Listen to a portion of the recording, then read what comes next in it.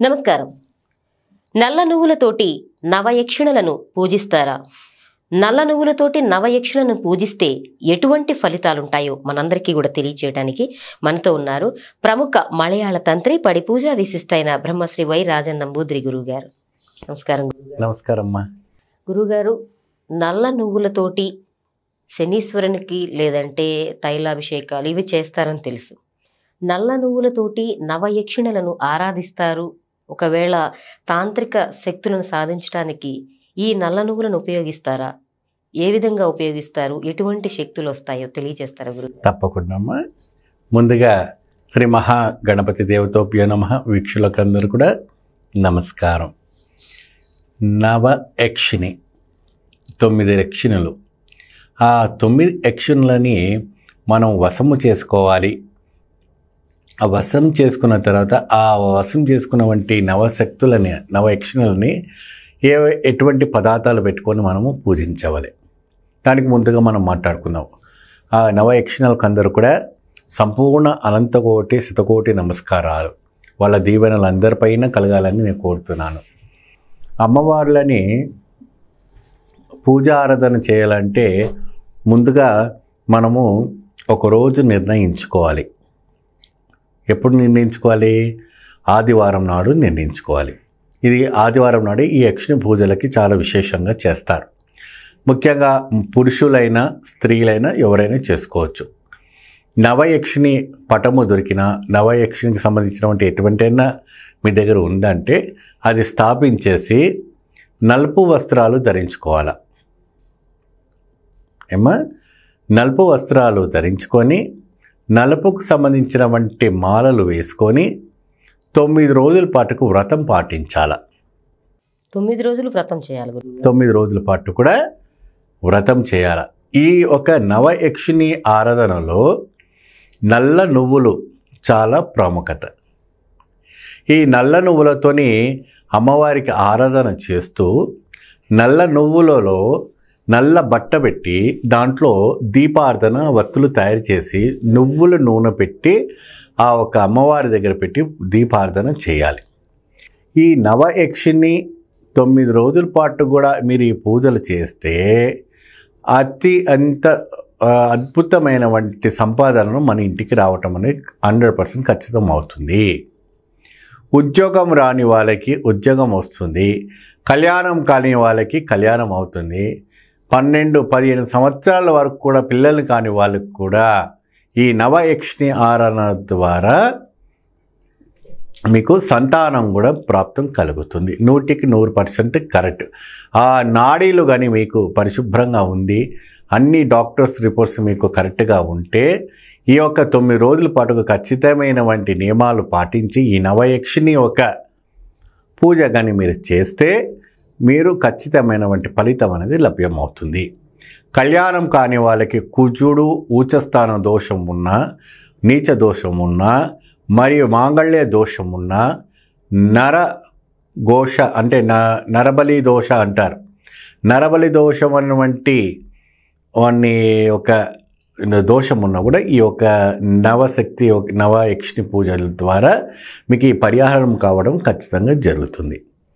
ముఖ్యంగా ఈ ఆడపిల్లలందరికీ ఏంటి అంటే దేవతా ఆరాధన చేసేటప్పుడు కొద్దిగా భయపడతారు. భయపడే విషయం లేదు. నవయక్షిణి అయినా నవదుర్గ అయినా అంతా ఒకటే. ఆ ఒక నవయక్షిణి ఏంటి అంటే అమ్మవారి సేవకురాలు. వీళ్ళంతా కూడా యక్షిణి పూజ ఆరాధన చేస్తారు. ఈ యక్షిణి ఆరాధన చేసే సమయంలో ఏకభుక్తము సేవించాల. ఒకటి ఏంటి అంటే దీంట్లో వెల్లిపాయలు, ఉల్లిపాయలు అటువంటి ద్రవ్యాలన్నీ కూడా ఏం వేయకుండా శాకాహార భోజనం మాత్రమే వేస్తూ ఉండాలి. ఆకులోనే భోజనం చేయాలి. 2 పూటలు స్నానం చేయాలి. పురుషుడు అయినా స్త్రీ అయినా నలుపు వస్త్రం ధరించుకోవాలి. నలుపుకు సంబంధించిన వంటి మాల మాత్రాన్ని వేసుకొని చేయాలి. ఇది ఏ ముఖంలో ఎటు ముఖం పెట్టుకొని పూజారాధన చేయాలి అంటే దక్షిణ ముఖము చాలా శ్రేష్ఠకరం. మనము దక్షిణ ముఖం కూర్చోవాలి. ఆ అమ్మవాళ్ళు ఉత్తరం వైపు చూస్తూ ఉండాలి.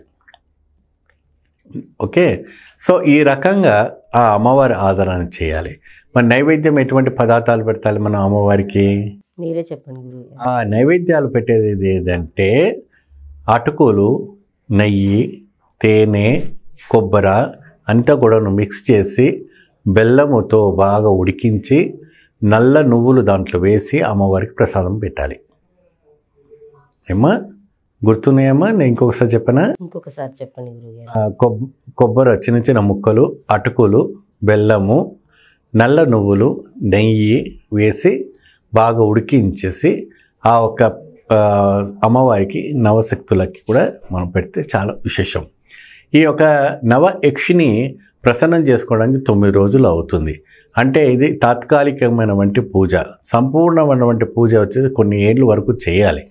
ఇది ఉపాసన పూజ అంటారు. అంటే అప్పటికప్పుడు మనకు వర్క్స్ మనకు తొందరగా జరగాలి, మన కార్యమంతా ముందు సాగాలి, అన్ని విధాలమైనటువంటి దిగ్విజయం కలగాలి అనే దానికోసము తాత్కాలికంగా మన 9 రోజుల పాటు కూడా మనం చేసేవంటిది ఈ నవయక్షిని పూజ. ఈ పూజలకి ఈ యొక్క ద్రవ్యాలు ఎలా ఉంటాయి అంటే అన్నీ కూడాను కాస్త విచిత్రంగానే ఉంటాయి. ఏంటంటే మనకు పువ్వులు పెట్టి మనం పూజించరాదు ఈ దేవతానికి.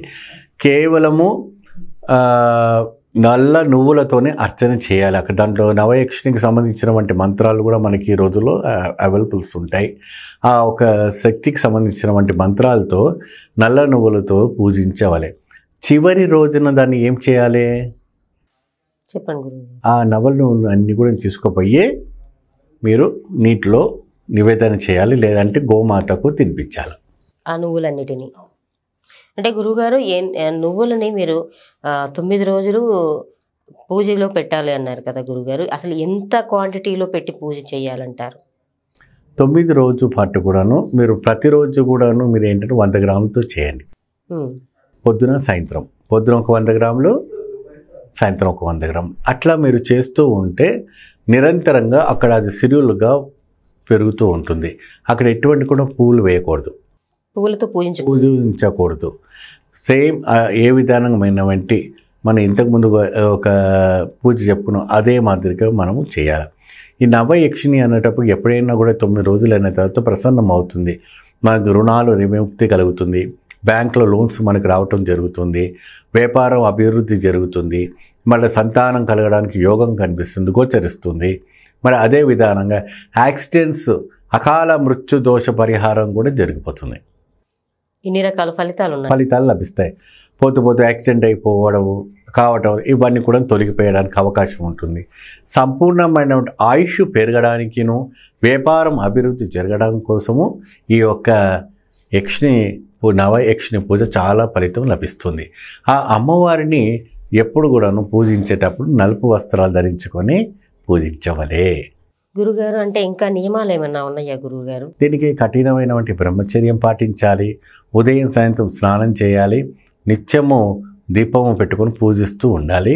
ఈ దీపము ఏ విధానంగా పెట్టాలని మీకు చెప్పానమ్మా, చెప్తున్నాను వినండి. ఇది వచ్చేసి 9 వత్తులు పెట్టాలి. 9 వత్తులు అంటే నార్మల్గా మనకు బయట దొరికేవంటి వత్తులు కాదు. మీకు చెప్పాను ఇందాకే, నువ్వులు అన్నీ కూడా ఒక బట్టలో వేసి దీపంలాగా వత్తులాగా చేయాలి.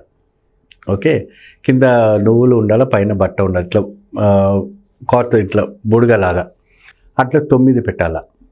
ఓకే, ఆ 9 ఏంటిదంటే ఒక పాత్రలో, కంచు పాత్రలో పెట్టి దాంట్లో నిండుగా దండుగా ఇది పోయాల, నువ్వుల నూనె పోసి ఆ 9 అందులో పెట్టాలా. ఇలా 9 రోజుల పాటు కూడా 9 వత్తులు పెట్టి మీరు వెలిగిస్తూ ఉండాలి. అది ఎంతసేపు అయినా వెలగనివ్వండి.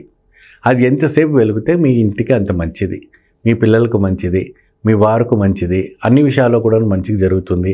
తొందరగా మీ కార్యం ఏదైతే ఉందో కాన్సెప్ట్ సక్సెస్ఫుల్ అవుతుంది. ముఖ్యంగా డబ్బులు అనేది చాలా వస్తాయి. చాలా అద్భుతమైనటువంటి డబ్బులు అనేది చాలా అట్రాక్ట్ అవుతుంది ఈ యొక్క పూజకి, ఈ యొక్క నవయక్షిని పూజకి.